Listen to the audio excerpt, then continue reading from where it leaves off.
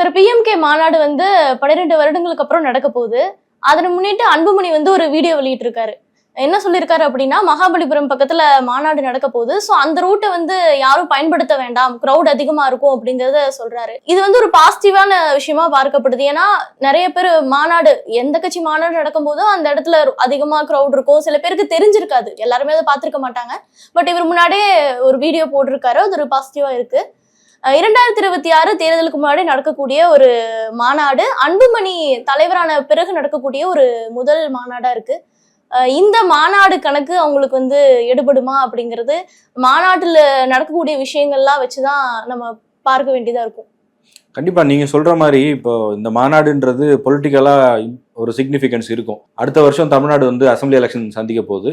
So அந்த வகையில் பாட்டாளி மக்கள் கட்சி நடத்த போகிற இந்த மாநாடு அப்படிங்கிறது அவங்களுக்கு வந்து ரொம்ப முக்கியமான ஒரு மாநாடாக தான் இருக்கும்.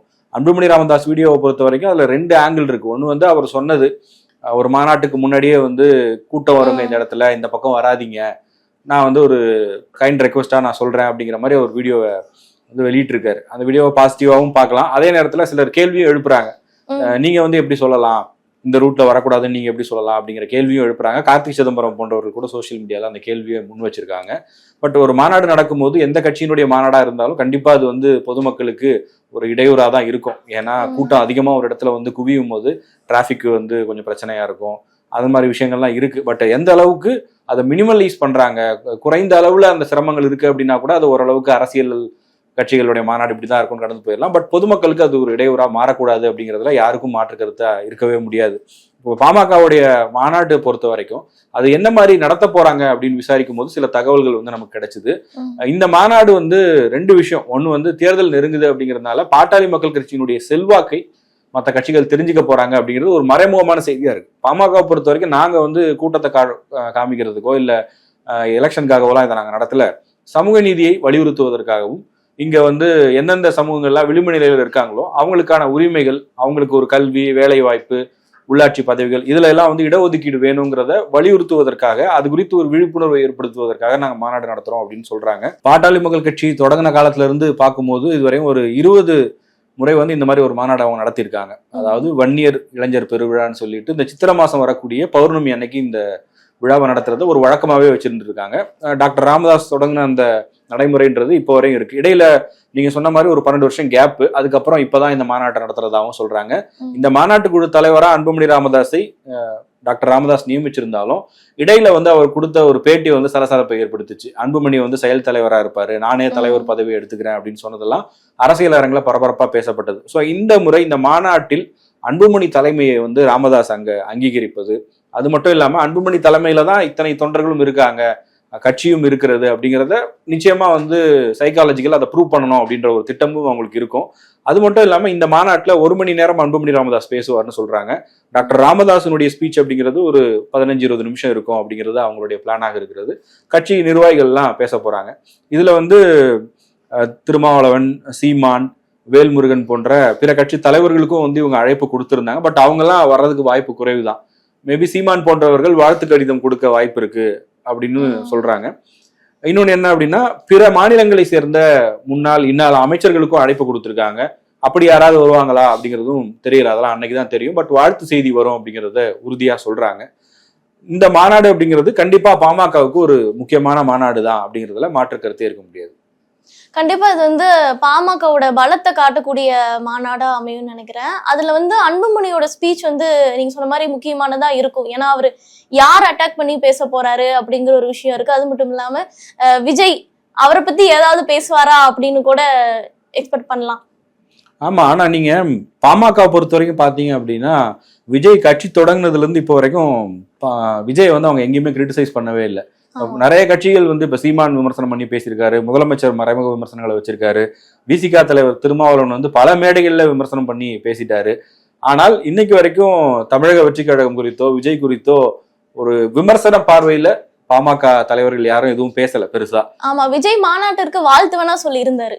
ஆமா, அந்த ஒரு விஷயம் இருக்கு. நிச்சயமா அதுல ஏதோ ஒரு அரசியல் கணக்கு இருக்கலாம். கடந்த காலங்களில் பாமக பார்த்தோம் அப்படின்னா நடிகர்கள் அரசியலுக்கு வருவதையே எதிர்த்து இருக்கிறாங்க, கடுமையா வந்து எதிர்த்து பேசியிருக்காங்க. டாக்டர் ராமதாஸ் பல மேடைகள்ல வந்து பேசியிருக்காரு. பட் விஜய் கட்சி தொடங்கினதுல இருந்து அதை வந்து அவங்க கிரிட்டிசைஸ் பண்ணல. இன்னும் சொல்ல போனா விஜய் ஒரு அரசியல் கட்சி தலைவரா மாறின பிறகு அன்புமணி ராமதாசனுடைய மகள் வந்து திரைப்பட தயாரிப்பாளரா மாறி ஒரு படத்தை தயாரிச்சாங்க. அந்த படத்துக்கு வாழ்த்து வாங்குறதுக்காக விஜயை போய் நேரடியாவே சந்திச்சாங்க. அந்த மாதிரியான ஒரு அணுகுமுறை தான் அவங்களுக்கு இப்போதைக்கு இருக்கு. பட் இந்த மாநாட்டுல கூட வந்து விஜய் பத்தி கிரிட்டிசைஸ் பண்றதோ அந்த மாதிரிலாம் எதுவும் இருக்காதுன்னு நான் நினைக்கிறேன். ஆளுங்கட்சியை வந்து அதிகமா விமர்சிக்க வாய்ப்பு இருக்கு திமுகவை. மத்திய அரசை எப்படி விமர்சிக்க போறாங்க அப்படின்ற ஒரு கொஸ்டின் இருக்கு. அதாவது இப்ப ஜாதிவாரி கணக்கெடுப்பு நடத்தப்படுவது பாஜக அரசு அறிவித்திருக்கிறது. அதை பாராட்டுவாங்க கண்டிப்பா. வேற ஏதாவது கிரிட்டிசிசம் வைக்க போறாங்களா இல்லையா அப்படிங்கிறது ஒரு கேள்வியா இருக்கு. திமுகவோடு இவங்க போவாங்கன்னு ஒரு தரப்பு இன்னும் பேசிட்டு இருக்காங்க. அப்படி ஏதாவது நடக்க போதா, இவங்க பேசுறதை வச்சு நம்ம அதை புரிஞ்சுக்கலாம். அப்படி இல்லைன்னா இவங்க வந்து அதிமுக பாஜக கூட்டணிக்கு தான் போக போறாங்களா அப்படிங்கிறது ஒரு கிளாரிட்டி தெரிய வாய்ப்பு இருக்கு. இவங்க ஒரு சிக்னல்ஸ் கொடுப்பாங்க நிச்சயமா. அதை வச்சு பார்க்கும்போது அது தெரிஞ்சிடும். ஆனா இந்த மாநாடு அப்படிங்கிறது இந்த கூட்டணி கணக்குகளை விட வேற ஒரு விஷயம் இதுல முக்கியமா இருக்கும்னு தோணுது. என்ன அப்படின்னா, கூட்டணி ஆட்சிக்கான ஒரு நகர்வு இவங்க எடுப்பாங்க அப்படின்ற மாதிரி சொல்றாங்க. ஏன்னா இந்த வரப்போற தேர்தலில் இப்ப விஜய் வந்திருக்கிறதுனால ஒரு மாறுபட்ட ஒரு தேர்தலா இருக்கும். இருமுனை போட்டி அப்படின்னு இருந்துச்சுன்னா ஒரு கட்சி ஜெயிக்கும், இன்னொரு கட்சி 2வது இடம் வரும்.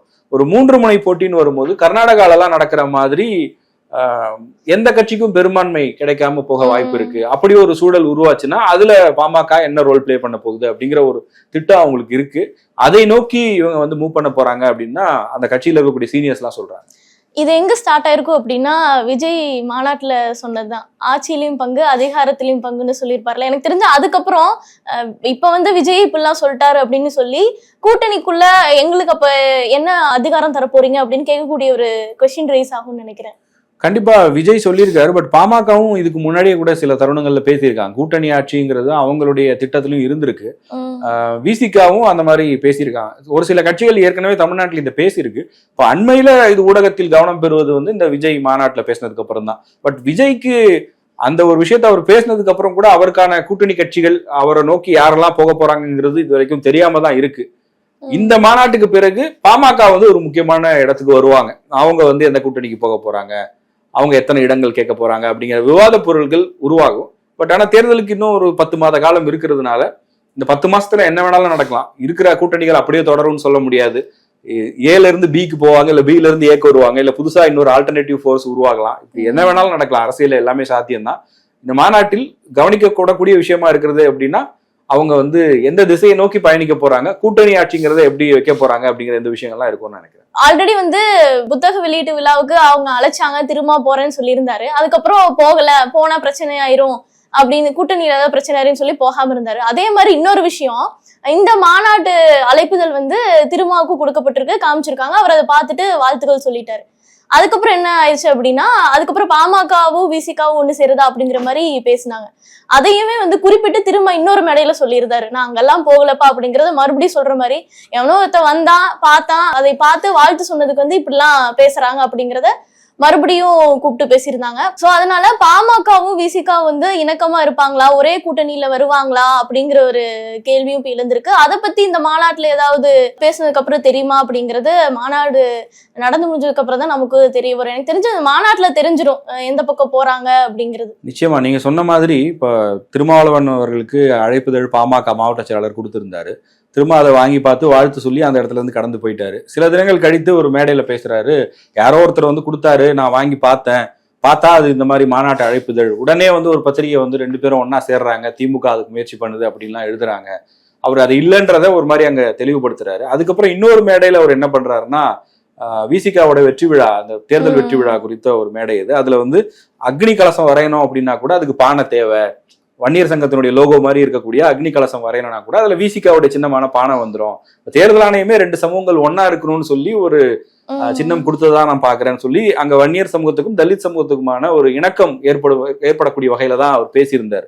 சோ பொதுவா என்ன அப்படின்னா, இந்த மாநாட்டுல விசிகா குறித்தோ அல்லது விசிகாவோடு ஒரே அணியில பயணிப்பது குறித்தோ பாமக எதையும் பேச மாட்டாங்கன்னு நினைக்கிறேன். ஏன்னா இந்த மாநாடுங்கிறது அவங்கள பொறுத்த வரைக்கும் இடஒதுக்கீடு, அவங்களுடைய ஸ்ட்ரென்த், இதுலதான் போக்கஸ் இருக்கும்.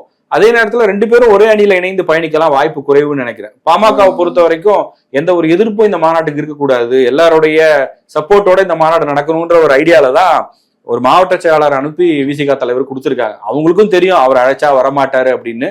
ஆனா தொண்டர்களுக்கு ஒரு செய்தி தான் அது. நமக்கும் அவங்களுக்கும் போட்டியோ இல்ல எதிரியோ அப்படிலாம் அவங்க ஒண்ணும் கிடையாது. அவங்களுடைய அரசியல் பாதை வேற, நம்மளோட அரசியல் பாதை வேற, நம்மளோட இலக்கு இதுதான் அப்படிங்கிறத அன்புமணி ராமதாஸ் வந்து தன்னுடைய தொண்டர்களுக்கு ஒரு மெசேஜா சொல்றதுக்கு தான் இந்த முயற்சியை எடுத்திருக்காருன்னு நான் பாக்குறேன். அதே நேரத்துல விசிக தலைவரும் வந்து ஒரு மேடையில அந்த விஷயத்த சொல்லியிருந்தாலும் இன்னொரு மேடையில இரண்டு சமூகங்களுக்கான ஒற்றுமைன்னு பேசினதும் வந்து இதை வந்து ஒரு மாதிரி பாலிஷ்டா போகணுன்றத ரெண்டு தரப்புமே விரும்புறாங்கன்னு தான் அவங்க பேச்சை பார்க்கும்போது தோணுது. ஸோ மாநாட்டில் பொதுவாக இதை பத்தி பேசுவதற்கான வாய்ப்பு குறைவு அப்படின்னு தான் நான் பாக்குறேன்.